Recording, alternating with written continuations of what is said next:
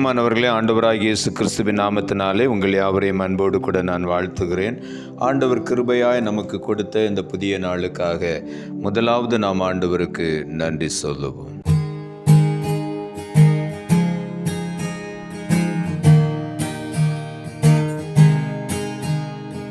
வாக்குத்தத்தம் செய்த கர்த்தரே, வாக்கு மாற உண்மை நாதரே. வாக்குத்தத்தம் செய்த கர்த்தரே, வாக்கு மாற உண்மை நாதரே. வாக்கை நம்பி வந்து நிற்கிறோம், வல்ல ஆவி மாறி ஊற்றுவே. வாக்கை நம்பி வந்து நிற்கிறோம், வல்ல ஆவி மாறி ஊற்றுவீர். இயேசுவே நீர் பெரியவர், இயேசுவே நீர் பரிசுத்தர், இயேசுவே நீர் நல்லவர், இயேசுவே நீர் வல்லவர். வாக்கை நம்பி வந்து நிற்கிறோம், வல்ல ஆவி மாறி ஊற்றுவீர். வாக்கை நம்பி வந்து நிற்கிறோம், வல்ல ஆவி மாறி ஊற்றுவீர். இந்த நாளுக்கு இந்த ஆண்டவர் கொடுக்கிற ஒரு வார்த்தை ஆதியாகம புஸ்தகம் 12ஆம் அதிகாரம் 2வது வசனம். ஆதியாகமம் 12:2. நான் உன்னை பெரிய ஜாதியாக்கி உன்னை ஆசீர்வதித்து உன் பெயரை பெருமைப்படுத்துவேன், நீ ஆசீர்வாதமாய் இருப்பாய். இந்த காலை வேளையில் ஆபிரகாமை ஆண்டவர் அழைத்து ஆசீர்வதித்தார்.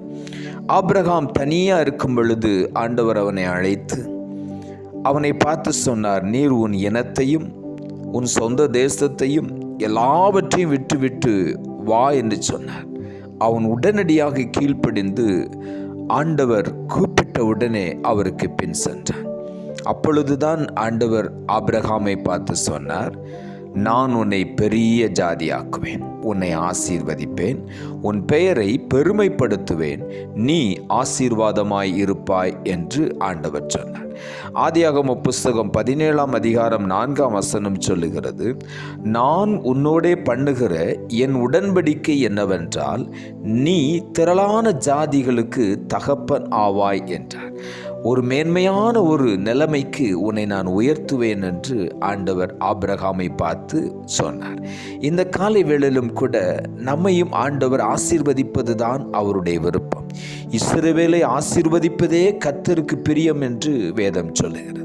ஆகவே இந்த காலை வேளையிலே நான் இந்த ஆசீர்வாதத்துக்கு தகுதியா, பாத்திரவானா என்று சொல்லி நீங்களே உங்களுக்குள்ளே கேள்விகளை எழுப்ப வேண்டாம். நாம் ஒவ்வொருவரையும் ஆண்டவர் ஆசீர்வதிப்பது தான் அவருடைய விருப்பம், அவருடைய சித்தம் அதுதான். ஆகவே தான் ஆபிரகாமை ஆண்டவர் பார்த்து சொன்னார், நான் உன்னை ஆசீர்வதித்து உன் பெயரை பெருமைப்படுத்துவேன், நீ ஆசீர்வாதமாய் இருப்பாய் என்று சொன்னார். இந்த காலை வேளையில் பல சூழ்நிலைகளிலே நீங்கள் சொல்லிக்கொள்ளலாம், நான் எங்கே ஆசீர்வாதமாய் இருக்க போகிறேன், எதை எடுத்தாலும் தோல்வி அடைந்து கொண்டிருக்கிறேன் என்று ஒருவேளை சோர்ந்து போய் நீங்கள் காணப்படலாம். இன்றைக்கு உங்களை பார்த்து ஆண்டவர் சொல்லுகிறார், நான் உன்னை பெரிய ஜாதியாக்குவேன், உன்னை நான் ஆசீர்வதிப்பேன், உன் பெயரை பெருமைப்படுத்துவேன் என்று சொன்னார். ஆபிரகாம் ஆண்டவரை அறிந்து கொள்ளவில்லை. அவன் ஏதோ ஒரு அந்நிய வழிபாடுகளை சேர்ந்த ஒரு மனிதன். ஆனால் ஆண்டவர் அவனை தெரிந்து கொண்டு அவனை ஆசீர்வதித்தார். இந்த காலை வேளையில் உங்களையும் என்னையும் ஆசீர்வதிப்பது தான் ஆண்டவருடைய விருப்பம். நாம் அதை ஏற்றுக்கொள்ள வேண்டும். நிச்சயமாகவே என்னை ஆண்டவர் ஆசீர்வதிப்பார் என்று நாம் விசுவாசித்து ஆண்டவரை ஏற்றுக்கொள்ளும் பொழுது, அந்த ஆசீர்வாதத்தை நாம் நமக்கு சொந்தமாக்கி உரிமையாக்கி கொள்ளும் பொழுது நிச்சயமாகவே நம்மை ஆசீர்வதிக்கப்பட்டவர்களாய் ஆண்டவர் மாற்றுவார். ஏசாயா 51ஆம் அதிகாரம் 2ஆம் வசனம் சொல்லுகிறது, உங்கள் தகப்பனாகிய ஆபிரகாமையும் உங்களை பெற்ற சாராளையும் நோக்கி பாருங்கள், அவன் ஒருவனாயிருக்கையில் நான் அவனை அழைத்து அவனை ஆசீர்வதித்து அவனை பெருக பண்ணினேன். இந்த காலை வேளையில் சில வேளைகளில் நாம் நினைக்கிறோம் ஆசீர்வாதத்திற்கு சில தகுதிகள் வேண்டும் என்று சொல்லி. நாம் இப்படி இருந்தால்தான் ஆண்டவர் ஆசீர்வதிப்பார் என்று சொல்லி நமக்குள்ளேயே சில காரியங்களை கற்பனை பண்ணி கொண்டிருக்கிறோம். ஆனால் ஆபிரகாமை ஆண்டவர் அப்படி அழைக்கவில்லை. நீ இப்படி இருந்தால் உன்னை ஆசீர்வதிப்பேன் என்று ஆண்டவர் சொல்லவே இல்லை. அவன் ஒருவனாய் இருக்கையில் நான் அவனை அழைத்து அவனை ஆசீர்வதித்து அவனை பெருக பண்ணினேன் என்று ஏசாயா எழுதுகிறார். இந்த காலை வேளையிலே நம்மை ஆசீர்வதிப்பது ஆண்டவருடைய விருப்பம். இதை முழுமையுமாய் நாம் விசுவாசித்து ஏற்றுக்கொள்ளும் பொழுது அந்த ஆசீர்வாதத்தை நாம் பெற்றுக்கொள்ளுகிறோம். ஆதியாகமம் 12ஆம் அதிகாரம் 3ஆம் வசனம் சொல்லுகிறது, உன்னை ஆசீர்வதிக்கிறவர்களை ஆசீர்வதிப்பேன், உன்னை சபிக்கிறவர்களை சபிப்பேன், பூமியில் உள்ள வம்சங்கள் எல்லாம் உனக்குள் ஆசீர்வதிக்கப்படும் என்றார்.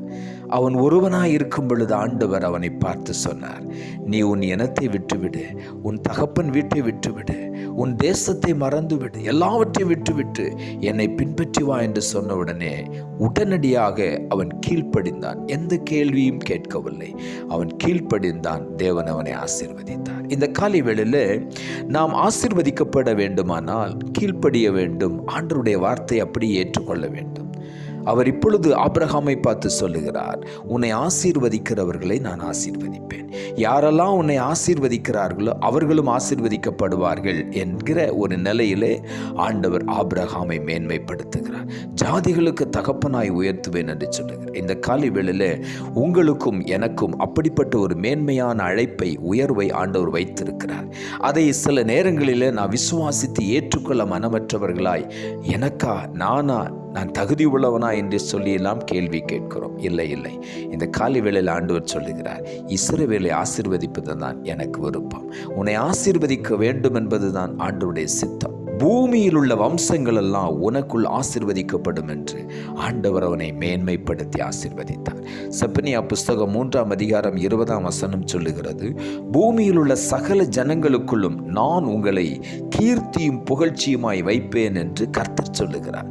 நம்மால் அதை ஏற்றுக்கொள்ள முடியாது. ஆனால் வார்த்தையை அப்படியே நாம் பிடித்து கொள்ளும் பொழுது, ஆண்டவர் எனக்காகத்தான் இதை சொல்லி இருக்கிறார் என்று சொல்லி நாம் ஏற்றுக்கொள்ளும் பொழுது நம்மை அப்படி ஆண்டவர் ஆசீர்வதிப்பார். நாம் ஆண்டவருக்குள்ளே முழுவதுமாய் அந்த வார்த்தையை ஏற்றுக்கொண்டு அவர் மேல் நம்பிக்கை வைத்து விசுவாசிக்கும் பொழுது நம்மை ஆண்டவர் கீர்த்தியும் புகழ்ச்சியுமாய் வைப்பார். செப்பனியா புஸ்தகம் 3ஆம் அதிகாரம் 19ஆம் வசனம் இப்படியாய் சொல்லுகிறது, அவர்கள் வெட்கம் அனுபவித்த சகல தேசங்களிலும் அவர்களுக்கு புகழ்ச்சியும் கீர்த்தியும் உண்டாக செய்வேன் என்று ஆண்டவர் சொல்லுகிறார். இந்த காலை வேளையில பல சூழ்நிலைகளிலே நீங்கள் வெட்கப்பட்டு தலை குனிந்து வந்திருக்கலாம். இன்றைக்கு ஆண்டவர் சொல்லுகிறார், நீ வெட்கம் அனுபவித்த சகல இடங்களிலும் சகல தேசங்களிலும் அவர்களுக்கு புகழ்ச்சியும் கீர்த்தியும் உண்டாக செய்வேன் என்று ஆண்டவர் சொல்லுகிறார். யார் யார் வெட்கம் அனுபவித்து இன்றைக்கு தலை குனிந்து நிற்கிறீர்களோ ஆண்டவர் சொல்லுகிறார், உங்களை புகழ்ச்சியும் கீர்த்தியுமாய் நான் மேன்மைப்படுத்துவேன், உங்களுக்கு புகழ்ச்சியும் கீர்த்தியும் உண்டாக செய்வேன் என்று ஆண்டவர் சொல்லுகிறார். ஆகவே இந்த காலை வேளையில் நாம் வெட்கப்பட வேண்டாம். நாம் தைரியமாய் ஆண்டவருடைய சமூகத்தில் போவோம். மனுஷர் முன்பாக வெட்கப்பட்டிருக்கலாம், ஆனால் ஆண்டவர் ஒருபோது நம்மை வெட்கப்படுத்தவே மாட்டார், வெட்கப்பட விடவும் மாட்டார். நம்முடைய தலைகளை உயர்த்தி ஆசீர்வதிப்பது தான் அவருடைய விருப்பம். அதை அப்படியே நாம் ஏற்றுக்கொள்வோம். இன்றைக்கு அந்த ஆசீர்வாதத்தின் சுதந்திரவாளிகளாய் ஆண்டவர் நம்மை மாற்றுவார். நாம் ஜெபிப்போம். அன்புள்ள ஆண்டவரை, கிருபையாய் நீர் கொடுத்த அந்த புதிய நாளுக்காய் மறுபடியும் உமக்கு நன்றி செலுத்துகிறோம். ஆண்டவர் கொடுத்த ஜீவனுள்ள வார்த்தைக்காக நன்றி. நான் உன்னை பெரிய ஜாதியாக்கி உன்னை ஆசீர்வதித்து உன் பெயரை பெருமைப்படுத்துவேன், நீ ஆசீர்வாதமாய் இருப்பாய் என்ற வார்த்தையை கொடுத்தேன். வசனத்தை கேட்டுக்கொண்டிருக்கிற ஒவ்வொருடைய வாழ்க்கையிலும் யார் யார் வெட்கப்பட்டு தலை குனிந்து எனக்கு இந்த ஆசீர்வாதம் கிடைக்குமா என்று சொல்லி சந்தேகத்தோடு பயத்தோடு இருக்கிற ஒவ்வொருவரையும் இந்த காலை வேளையிலே நீர் உற்சாகப்படுத்துகிறபடினால் உமக்கு நன்றி. உனக்குத்தான் அந்த ஆசீர்வாதத்தை நான் கொடுக்க போகிறேன், உன்னைத்தான் நான் பெரிய ஜாதியாக்கப் போகிறேன், உன் பெயரை நான் பெருமைப்படுத்துவேன் என்று ஒவ்வொருவரையும் பார்த்து இந்த காலை வேளையில் ஆண்டவர் சொல்லிக் கொண்டிருக்கிறபடியினால் உமக்கு நன்றி ஆண்டவரே. நீ வெட்கப்பட்ட இடத்திலெல்லாம் தேசத்திலெல்லாம் உன்னை கீர்த்தியும் புகழ்ச்சியுமாய் வைப்பேன் என்று ஒவ்வொருவரையும் பார்த்து நீ சொல்லுகிறபடியினால் உமக்கு நன்றி ஆண்டவரே.